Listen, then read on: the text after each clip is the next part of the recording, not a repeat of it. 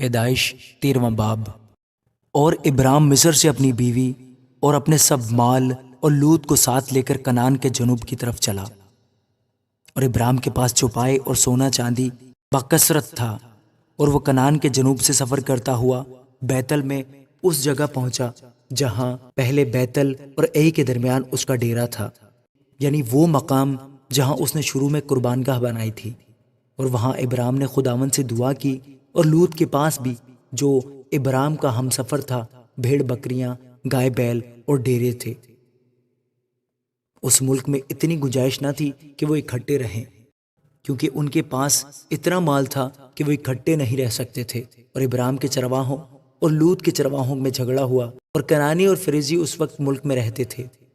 تب ابرام نے لوط سے کہا کہ میرے اور تیرے درمیان اور میرے چرواہوں اور تیرے چرواہوں کے درمیان جھگڑا نہ ہوا کرے، کیونکہ ہم بھائی ہیں۔ کیا یہ سارا ملک تیرے سامنے نہیں؟ سو تو مجھ سے الگ ہو جا، اگر تو بائیں جائے تو میں دہنے جاؤں گا، اگر تو دہنے جائے تو میں بائیں جاؤں گا۔ تب لوط نے آنکھ اٹھا کر یردن کی ساری ترائی پر جو زگر کی طرف ہے نظر دوڑائی، کیونکہ وہ اس سے بیشتر کہ خداوند نے سدوم اور عمورہ کو تباہ کیا۔ خداوند کے باغ اور مصر کے ملک کی مانند خوب سیراب تھی۔ سو لوط نے یردن کی ساری ترائی کو اپنے لیے چن لیا، اور وہ مشرق کی طرف چلا، اور وہ ایک دوسرے سے جدا ہو گئے۔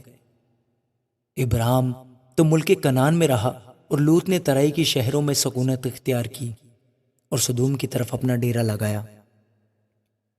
اور سدوم کے لوگ خداوند کی نظر میں نہایت بدکار اور گنہگار تھے۔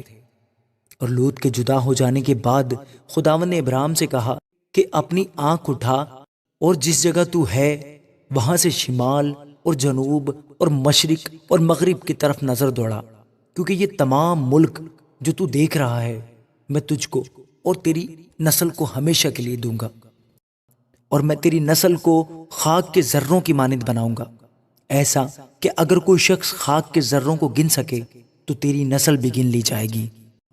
اٹھ اور اس ملک کے طول و عرض میں سیر کر، کیونکہ میں اسے تجھ کو دوں گا۔ اور ابرام نے اپنا ڈیرا اٹھایا اور ممرے کے بلوتوں میں جو حبرون میں ہے جا کر رہنے لگا، اور وہاں خداوند کے لیے ایک قربان گاہ بنائی۔ آمین۔